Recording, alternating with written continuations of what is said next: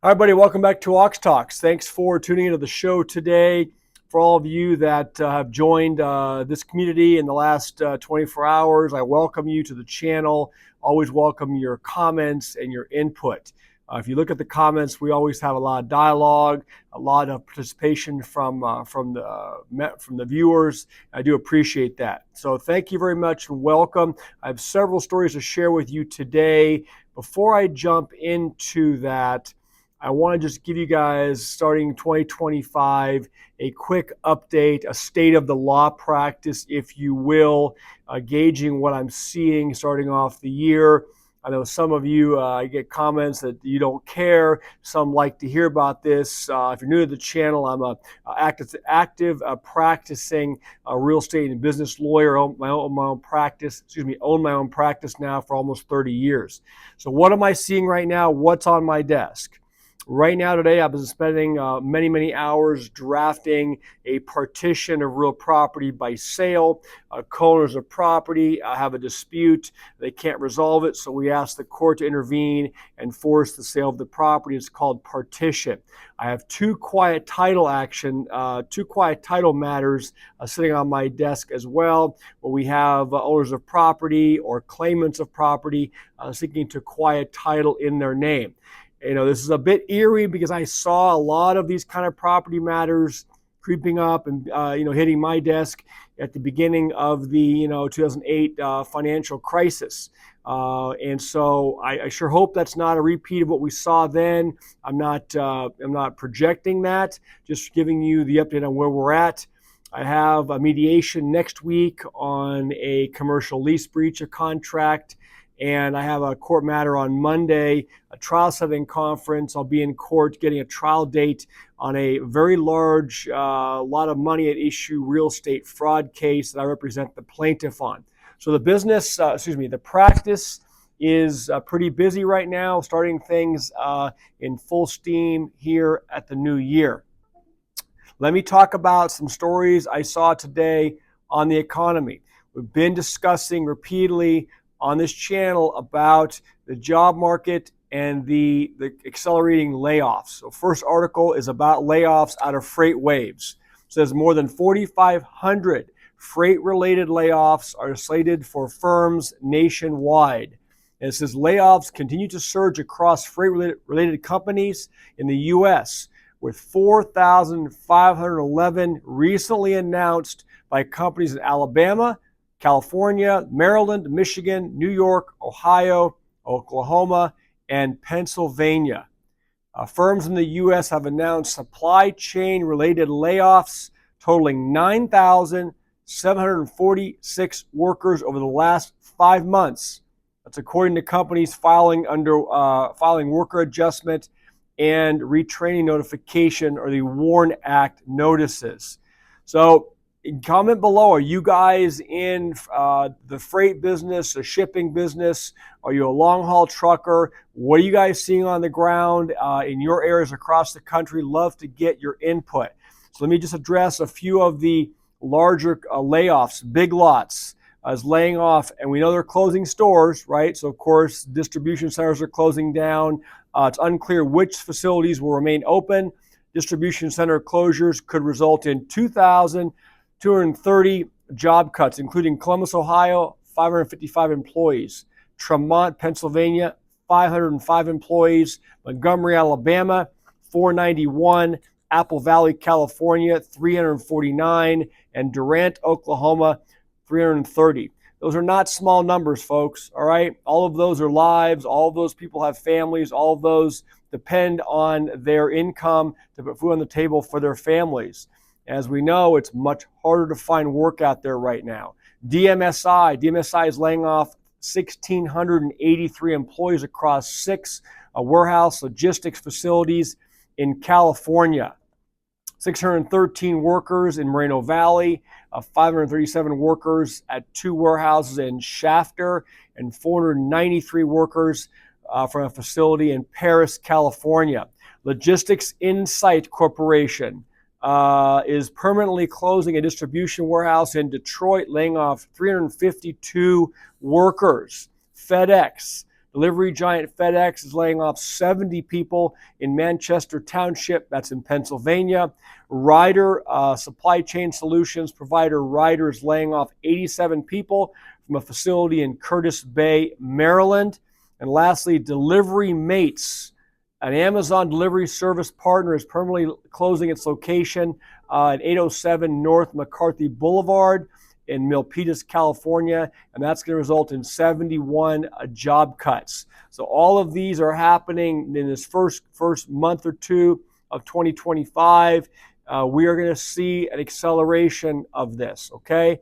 Let me now let that feed into today's private sector jobs reports released out of CNBC, and it says companies added a seasonally adjusted 122,000 jobs for the month, down from 146,000 additions in November and less than the Dow Jones consensus forecast for 136,000 jobs. So less private sector jobs being added.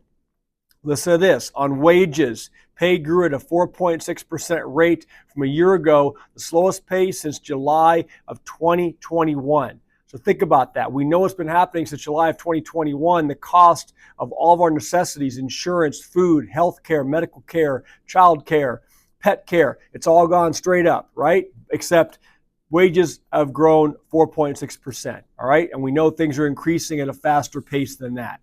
Private sector job creation, it says, eased more than expected. It's always more than expected, okay, or unexpected. In December, while wages grew at the slowest pace in nearly 3.5 years.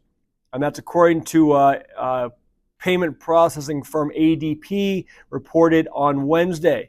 Companies added 122,000 jobs for the month, again, down. And the consensus was for 136,000. Smallest increase in addition of private sector jobs since August, going back 7 months. While they're reporting December, so 6 months. Federal Reserve policymakers, it says, are watching the jobs numbers closely as they plot their next moves for monetary policy.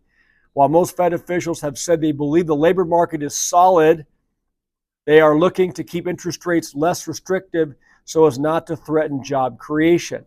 Think about that. We've discussed this dynamic interplay over the past several weeks very frequently.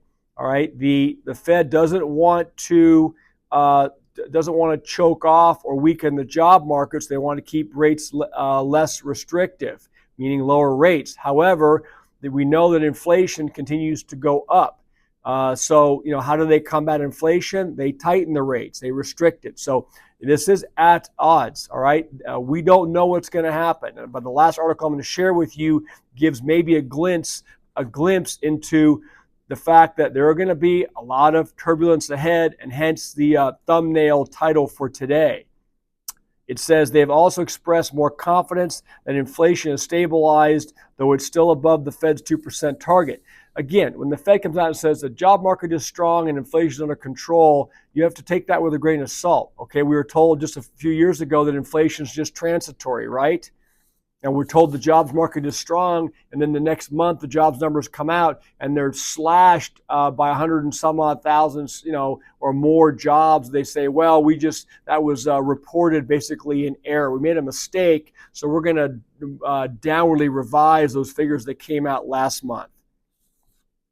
Several sectors reported job losses, including manufacturing lost 11,000 jobs, natural resources and mining lost 6,000, and professional and business services, I guess that's my area, lost 5,000 jobs. But listen to this. In closing, almost all the jobs came from big companies with more than 500 workers, which amounted to 97,000 of the 126,000 created. So the only people being hired, or the only, let's say, employers hiring, are the large companies.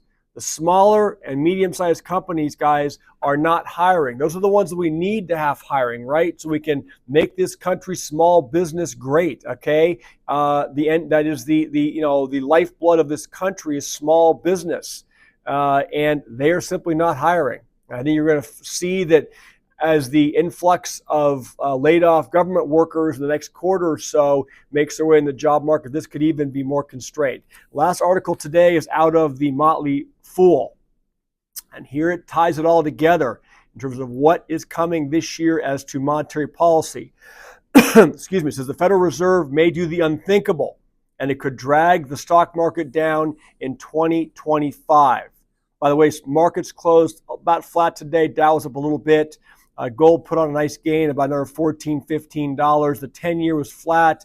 I saw the U.S. index was again higher, and cryptos continue to kind of sell off a bit. But we talk about the markets being beholden to Federal Reserve monetary policy. And this says the Fed Watch tool currently puts the probability of a rate increase in 2025 at 0. But the market may be misjudging the situation. Recent economic trends suggest Federal Reserve officials could indeed do the unthinkable and pivot back to the rate increases this year. It's what investors should know. So at the September meeting, the article says the Fed's 2025 projections were for GDP growth of 2%, unemployment growth of 4.4%, and inflation growth of 2.1%. And they were projecting 4 rate cuts in this year, 2025.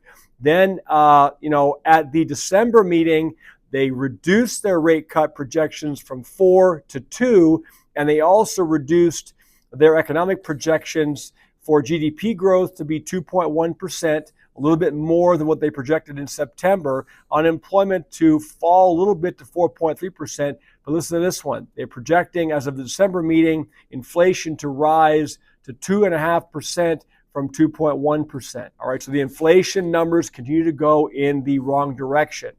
This is if GDP increases faster than anticipated while employment remains lower and inflation trends higher than the consensus, Fed officials would have good reason to pivot back to interest rate increases this year. And guys, what's that going to do to borrowing costs? What's that going to do to obviously the rates on your 30-year fixed mortgages? It's going to have a very, very massive impact. And what's it going to do to the stock market? Is the stock market flat-footed here? Are they going to get caught on the other side of this thing, believing that the Fed, the new administration, is only going to go one way, and that's down with interest rates? Or is there going to be a major shock as we see everything rigged out of control within the inflation front? Says, for instance, if the next updates concerning GDP, unemployment, and prices show a more robust economy and stickier inflation than the FOMC projected, the market will probably begin thinking about rate increases. In that scenario, the S&P 500 would probably decline, possibly sharply, as the market reset its expectations concerning monetary policy. As investors should mentally prepare themselves for that possibility.